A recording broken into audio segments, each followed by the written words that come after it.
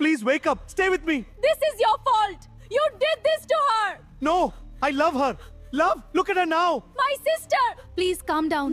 நான் கூட நினைச்சுட்டேன், இந்த ரோகிணி தான் வாழ்க்கைக்காகத்தான் பொய் சொன்னுச்சு, ஃப்ராடுத்தனம் பண்ணுச்சு, பித்தலாட்டம் பண்ணுச்சு. மத்தபடி அடுத்தவங்க அப்படியே கெடுக்கணுங்கிற எண்ணம் அவ்வளவா இல்ல. நல்ல மனசுக்காரி தான் அப்படின்னு இது நாள் வரைக்கும் நினைச்சிட்டு இருந்தேங்க. ஆனா இன்னைக்கான சீன்ல வரும்போதே நினைச்சிட்டேன். அதாவது ரோகிணிய காமிச்சாங்க பாத்தீங்களா? அப்பவே நான் நினைச்சேன், இந்த ரோகிணி இப்ப என்ன அதாவது முத்து என்ன பண்ணுது, ஏது பண்ணுது அப்படின்னு நினைச்சா அவ திருந்திட்டா நல்ல மனசுக்காரி. அப்படி இல்ல மைண்ட் வாய்ஸ் என்ன நினைக்க போறா? அவ கெட்டவளா நல்லவளான்னு இன்னைக்கு சீன்ல கணிச்சிடலான்னு நினைச்சு பார்த்தா, அது திருந்தாத ஜென்மம். அட்டைய தூக்கி மெத்தையில போட்டாலும் அது ஊறி கீழ போயிட்டு தான் இருக்கும். நாய் வழக்கு அப்படி சுத்தி என்னதான் நிமித்தாலும் அது மறுபடியும் சுருண்டுக்குருன்னு சொல்லுவாங்க. அதேதாங்க. எப்படி ஒரு குரூர புத்தி பாருங்களேன். இதே சமயம் இந்த இந்த அம்மா ரோகிணி இப்படி ஆஸ்பத்திரியில கடந்திருந்தா முத்துவும் மீனாவும் பார்த்தா என்னாச்சு? அந்த துடிப்போட தாங்க கேட்டிருப்பாங்க. அதுக்கப்புறம் கூட நீ என்ன ஃப்ராடு பண்ணியா? ஏது பண்ணியான்னு கேட்கலாமே ஒழிஞ்சு, என்னாச்சு? ஏதாச்சு? அதுக்கு பாருங்களேன், ரோகிணிக்கு பார்லமாக்கு என்னாச்சு? அப்படிதாங்க கேட்டிருப்பாங்க. அதுதாங்க நம்ம முத்துவோட தங்க மனசு, மீனாவோட நல்ல மனசு. ஆனா இது பாருங்க பிக்காளிக்கு என்ன சொல்றதுன்னு தெரியல. அப்படியே அப்படியா? கிடைச்சது சான்ஸ்ன்னு சொல்லிட்டு அப்படியே விஜயாவுக்கு கால் பண்ணி பேசுது. என் புள்ள தான். அந்த புள்ள, இந்த புள்ள உன் வீட்டு மொத்த வாரிசு யாருக்குமே புள்ள இல்ல. இந்த மாதிரி மீனாவுக்கு ஆபரேஷன் அப்படி இப்படின்னு ஒட்டு மொத்தத்தை எல்லாத்தையும் சொல்லி விட்டுருது. விஜயாவும் வையிடி போன அப்படின்னு சொல்லிட்டு, ஆனாலும் நம்பாட்டியும் நம்புற மாதிரி எல்லாம் சொல்லிட்டாளா? இப்ப என்ன பண்றாங்க? அண்ணாமலை கூப்பிடுறாங்க, ஸ்ருதிய கூப்பிடுறாங்க, ரவி, மனோஜ் எல்லாத்துலயும் பத்த வச்சிடுறாங்க. இல்ல விஜயா, நீ இப்படிலாம் சொல்லாத விஜயா. ஏன் இப்படிலாம் பேசுற? அப்படிலாம் பேசாத. அதெல்லாம் முத்து என்கிட்ட போய் சொல்ல மாட்டான். ஏங்க நான் தான் சொல்லியிருக்கேன். அப்புறம் என்ன? இன்னும் வரலைன்னா என்ன அர்த்தம்? அப்படின்னு அண்ணாமலையே ஒரு விஷயம் ஒரு நிமிஷம் நம்பிடுறாரு. முத்துவும் லேட்டா தான் வராரு. வந்தவரு மீனா இல்லாம வராங்களா? என்னப்பா எங்க போன? நல்லபடியா முடிஞ்சுச்சா? மீனா எங்க? அப்பா அது வந்துப்பா அப்படின்னு முத்து தயங்குறாரு. ஏன்டா என்கிட்டயே நீ பொய் பேச ஆரம்பிச்சிட்டியா? எப்ப இருந்து பொய் பேச கத்துக்கிட்ட? அப்படிங்கிறாங்க. இல்லப்பா அது வந்துப்பா. ஏன்டா அப்படி? மீனாவுக்கு ஒண்ணு ஆபரேஷன் பண்ணிருக்கீங்க அப்படிங்கிறது சொல்லாமலே பண்ணுவீங்களா? ஸ்ருதி, ரவி எல்லாரும் கத்துறாங்க. இதுல இவங்கெல்லாம் கத்துறது ஒரு நியாயமா இருக்கு. மனசார ஏத்துக்க சொல்லுதுங்க. வருத்தப்படுறாங்கன்னு. ஆனா அந்த மனோஜ் மங்கூஸ் மண்டையன் இருக்கானுங்க, செம்ம கோவம் வருதுங்க. 48 45 லட்சம் இவனுக்காக கஷ்டப்பட்டு கட்டியிருக்காங்க. நன்னாரி பையன் 30 லட்சத்தை எடுத்து ஓடுனா என்னென்ன பண்ணிருக்கான் இந்த வீட்டுல. அதுலயும் மீனா விட்டு நகையை அள்ளி வித்துப்புட்டு பித்தளை நகையை வச்சான். இன்னைக்கு வாய் சவடால இவன் எந்த தப்புமே பண்ணாத மாதிரி, என்னப்பா உன் வீடு உன் ஆஸ்பத்திரி பக்கத்துல வச்சுட்டாங்களா என்ன? என்னம்மா பேசுறான்? அம்மா வீடு அதான் அம்மா வீட்டுக்கு போயிருக்குன்னு சொல்றாரு. அதுக்கு என்ன நக்கல் நையாண்டி மனோஜ். நான் கூட அதுவும் ஒரு டம்மி பீஸ் நினைச்சேன். அப்பப்பா சுருக்குன்னு. அதுக்கு காரணம் பக்கத்துல இருக்கிற ஆத்தாக்காரி ஏத்தி விடுற தைரியம் தான். அப்படியே செம்ம கோவம் வருது. அதுக்கப்புறம் டேய் நீ இருடா அப்படின்ட்டு, என்னப்பா முத்து ஏப்பா அப்படிலாம் மறைச்ச? இல்லப்பா அது வந்துப்பா சரியா இருப்பா. நான் கூட மீனா உங்ககிட்ட சொல்லத்தான் சொன்னா, மாமா கிட்ட உண்மையை சொல்லிருவோன்னு. நான் தான்ப்பா உன் மனசு கஷ்டப்படுந்தாப்பா சொல்லல அப்படின்னு சொல்ல, கஷ்டப்படுங்கிறக்காண்டி சொல்லாம விடலாமாடா? நம்ம பிள்ளைக்கு இப்படி கருப்பு பையில பாதிக்கிற அளவுக்கு பண்ணிருக்கிறா. ஐயோ இப்ப மீனாவுக்கு ஒண்ணும் இல்லையடா, ஒண்ணும் இல்லையே அப்படிங்கிறாங்க. அப்பா நீங்க இந்த மாதிரி கஷ்டப்படக்கூடாதுதாப்பா நான் சொல்ல வேணான்னு சொன்னேன். நீ அழுகாதப்பா, சரியா இருப்பா. என்னடா இப்படி பண்ணி வச்சிருக்கிற? வா வா கிளம்பணும் அப்படிங்கிறாங்க. இல்லப்பா அவங்க அம்மாலாம் இருக்காங்கப்பா, வேணாப்பா அப்படிங்கிறாங்க. இல்லடா பார்த்தே தீரணும். என் மருமகளை பார்க்காம நான் என்ன பண்ணுவேன்? கிளம்புங்க அப்படிங்கல ஸ்ருதி, ரவி. கிளம்புவோம் வாங்க அப்படின்னு எல்லாரும் கிளம்புறாங்க. மனோஜ் என்ன பண்றாரு? என்னம்மா எல்லாரும் போறாங்க, போயிருவாளா? டேய் அதுல எல்லாம் போமாட்டாடா. நீ என்னடா நீ? இல்லம்மா நான் கேட்டேன். இப்ப அப்பா நம்மள கூப்பிடாம போறாரா? கூப்பிடுவாரா? கூப்பிடுதான் செய்வாரு. நம்ம என்ன போய் பார்க்கணுமா என்ன? தெரியலையேம்மா. விஜயா கிளம்பு. எங்க எங்க வா? நம்ம வீட்டு மருமக இங்க ஆஸ்பத்திரியில கிடக்குறா. அது அவளா திமிரெடுத்து போய் கிடந்தா நம்ம என்ன பண்ண முடியும்? என்னடி என்ன இப்படி பேசுற அப்படின்னு கோவம் வருது அண்ணாமலைக்கு. ஆமா, அவ இந்த மாதிரி போட்டியில நின்னு ஜெயிச்சதுனாலதானே அவ கோவப்பட்டு வயித்துல இந்த மாதிரி பண்ணுனா சிந்தாமணி. அது இவளால தானே அப்படி சொல்ல, ஏமா இப்ப கூட நீங்க அடங்கவே மாட்டீங்களா? ரவி பயங்கரமா கத்துறாரு.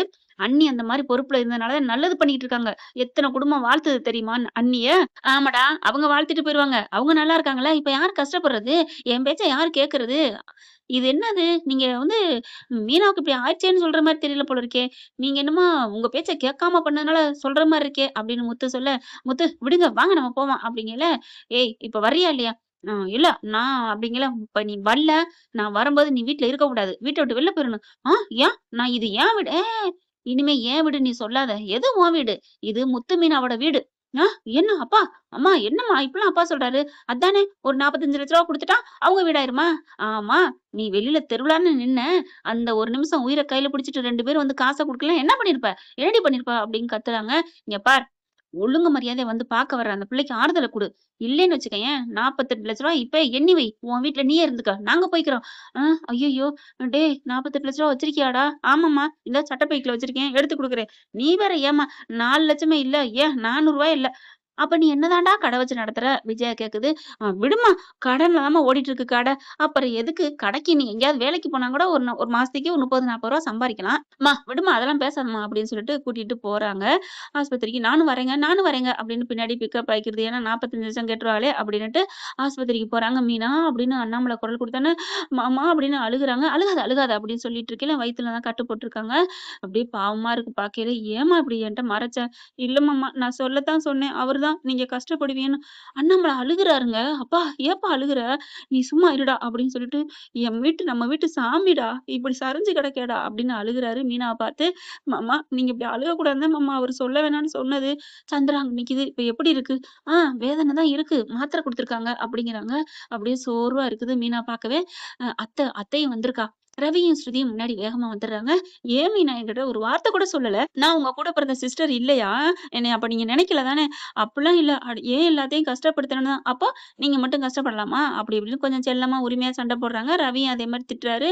அதுக்கப்புறம் மனோஜ் வந்து நிக்க, மனோஜ் வந்திருக்காரா? அப்படிங்கல, அப்படியே வந்து பக்கத்துல நிக்கிறாரு. என்னடா இப்ப எப்படி இருக்கு? நல்லா இருக்குடா அப்படிங்கிறாங்க. அ என்னங்க அத்தையும் தான் அப்படியே வந்து நிக்குது. வாங்க சம்மந்தியம்மா. ம், ம். எதுக்கு இது தேவையா இதெல்லாம்? இப்ப யார் வந்து ஆஸ்பத்திரியில கடக்குறது? தேவையா? நாங்க வேற அலைஞ்சுட்டு இருக்கோம். ஏய்! உன்னைய ஆறுதல் சொல்ல சொன்னேன். இப்படி வந்து உன்ன அலக்கழிக்க சொன்னேனா? சரி விடுங்க. இல்ல மீனா, நீ பார்த்துருக்க வேணாமா? நீ இப்படியா இருக்கிறது? அத்தை, நீங்க என் பேர சொல்லி கூப்பிட்டீங்களா? அப்படியே ஒரு சந்தோஷம் மீனான்னு பேர சொன்னோனே. இவங்க பெரிய எலிசபெத் ராணி இவங்க. விஜயா. பேர சொன்னோனே அவங்க புனித அடை ஓ! சாரி எலிசபெத் ராணின்னு சொன்னா. அவங்க பேர சொன்னா புனித அடைய போது? அவங்க இல்ல. இவங்க ஒரு தெய்வீக தேவலோகத்துல இருக்கிற சாமியடிகள். மீனா பேர சொன்னோனே இவங்களுக்கு எல்லா காயமும் ஆறப்போகுது. அட போ மீனா நீ இன்னமும் இப்படி இரு. இப்ப விஜயா என்ன பண்றாங்க? சரிங்க. மாத்திரை மருந்தெல்லாம் கரெக்ட்டா குடுக்குறாங்களா? எல்லாம் பண்ணியாச்சுல நல்லபடியா ஆப்பரேஷன்? நல்லபடியா பண்ணியாச்சு அத்த அப்படிங்கிறாங்க. பார்த்து பத்திரமா இருந்துக்க. ஆப்பரேஷன் தையல் ஆறுற வரைக்கும் பார்த்து சாப்பிடணும் அப்படிங்கிறாங்க. மீனாவுக்கு சந்தோஷம் தாங்க முடியல. சரிங்க. அவங்கலாம் இருக்காங்க. நெறைய பேர் கூட்டம் இருந்தா வழக்கமா 1 பேர் இருங்க, 2 பேர் இருங்க. எல்லாரும் வெளில வாங்க அப்படின்னு சொல்லுவாங்க. நம்ம போயிருவோம் அப்படின்னு வெளில வராங்க. வெளில வரும்போதே அங்கிட்டு பார்த்தா மனோஜ் முன்னாடியே வெளில போயிடுறாரா, அங்க கனகாவும், தேவிகாவும் ஆஸ்பத்திரிக்கு வராங்க. பார்த்தா ஹஸ்பண்டு அப்படின்னு போய் கைய பிடிக்க, இங்க வாய்க்கிலேயே பேசினார்ல மனோஜ், மாட்டிக்கிற நேரம் தாங்க. ஹஸ்பண்டுன்னோனே ஆடி போறாரு. ஐய்யய்யோ! அப்படின்னு, ஐயோ! இங்க எல்லாரும் இருக்காங்க. இங்க ஏன் என்ன பிடிக்கிறீங்க? கைய பிடிச்சு விடுங்க, விடுங்க அப்படிங்கல எல்லாம் வெளில வராங்க. டேய் என்னடா இந்த புள்ள உன்னைய ஹஸ்பண்டுங்குது? விஜயா பாக்குது. வேகமா வந்து, ஏம்மா நீ ஏம்மா என் புள்ளைய சொல்ற? என் ஹஸ்பண்ட நான் ஹஸ்பண்ட் தானே சொல்லணும் அப்படின்னு சொல்ல, என்னடா நடக்குது இங்க? அது வந்தும்மா, ஒண்ணும் இல்லம்மா. தேவிகா பாக்குது. மாப்பிள என்ன மாப்பிள? எத்தன நாளைக்கு மறைக்க முடியும்? சொல்லுங்க. இந்த பொண்ணு கழுத்துல நீங்க தான் தாலி கட்டியிருக்கீங்கறத உண்மைய சொல்லுங்க. டேய் என்னடா இந்த மெண்டல் கழுத்துல நீ தாலி கட்டியிருக்க? முத்துக்கு கோவம் வருது. ஏம்மா இப்படிலாம் பேசுறீங்க? பாவம் இல்லையா? அதுவும் ஒரு நம்ம நம்ம மாரி ஒரு பொண்ணு தானே. டேய் டேய் எல்லாம் எனக்கு அட்வைஸ் பண்ண தேவையில்ல. டேய் சொல்றா மனோஜ், நீ தாலி கட்டியிருக்கியா? சொல்லுடா. அது வந்துமா ஸ்ருதியும் ரவியும் வராங்க. ஹம், என்னமோ முத்து உண்மைய மறைச்சுட்டாரு. பொய் சொல்லிட்டு போனாரு. அதாவது அவங்க மறைச்சது, பொய் சொன்னது நம்ம யாரும் கஷ்டப்படக்கூடாதுன்னு. ஆனா நீங்க எவ்வளோ பெரிய பொய் பேசி பொய் முழு முட்டைய வச்சிருக்கு எவ்வளோ பெரிய காரியம் பண்ணியிருக்கீங்க. தாலி கட்டியிருக்கிறீங்க. அத மறைச்சுட்டு பெரிய இவரு மாரி சவுடால் பேசுன. ரவி பாக்குறாரு.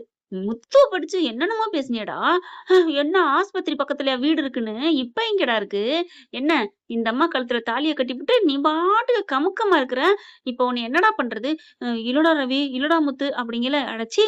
என்னன்றா உன் மேல எந்த தப்புமே, எந்த அழுக்குமே இல்லாத மாரி அவள யோக்கிய சிகாமணி மாரி பேசுன. இல்லடா அப்படிங்கல விஜயா பாக்குது. விஜயாட்ட போயிட்டு, அம்மா அது வந்தும்மா பாரும்மா எல்லாரும் திட்டுறாங்க. வாய மூடுறா! அவங்க என்னடா திட்டுறது? நானே திட்டுவேன். நீ இவ கழுத்துல தாலி கட்டுனியா?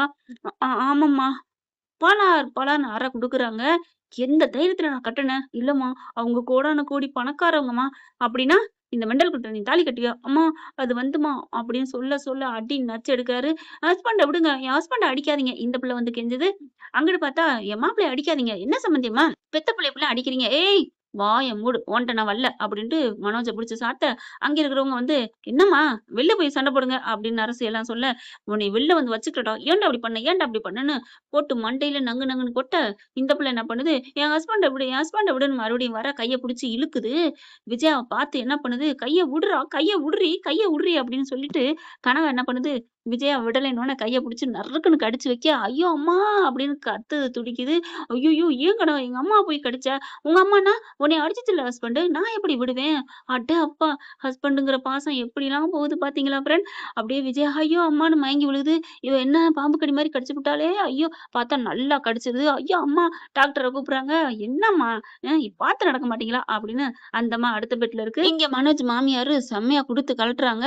என்ன உங்க அம்மா வாட்டுக்கு எப்படி பேசுது என் புள்ளைய அடிக்குது அதான் பதிலுக்கு பதில் எங்க அம்மாவை கடிச்சிருச்சுல கடிச்சிட்டா எல்லாம் சரியா போயிருமா இங்க பாருங்க அந்த வீட்டு பக்கம் வந்துடாதீங்க என் 10 லட்சத்தை பணத்தை வச்சுட்டு மறுவேலை பாருங்க வாடி கணக்கா அப்படின்னு சொல்லிட்டு அங்க இருந்து கூட்டிட்டு போறாங்க. ச்சே இதெல்லாம் ஒரு மனுஷ ஜென்மம் எப்படி இப்படி ஒரு ஃப்ராடு ஏன் பிள்ளை மேல கை வைக்கிறான் அப்படின்ட்டு போக மனோஜ் அப்படியே நிக்க அண்ணாமலை இருந்து எல்லாரும் காரி தூர்னு துப்புறாங்க. என்ன காரியம்டா பண்ணி வச்சிருக்க அப்படின்ட்டு அங்க விஜயாவுக்கு உள்ள ட்ரீட்மெண்ட் போயிட்டு இருக்கு. ஐயோ அம்மா கண்ணு முழிச்சு என்ன பண்ண போகுதுன்னு தெரியலையே அப்படின்னு சொல்லிட்டு வாசல்ல நிக்க எல்லாரும் காரி காரி துப்பிட்டு போகுதுங்க. விஜய் மனோஜ் என்ன பண்றது தெரியாம தவிக்கிறாங்க. அங்க கனகாவும் தேவிகாவும் இவன் வேணவே வேணாம் சே தெரியாம தாலி கட்ட வச்சுட்டேனே என் பிள்ளைக்கு நல்லவன் நம்பி அப்படின்ட்டு அது வாட்டுக்கு அங்கிட்டு புலம்பிட்டு போகுது.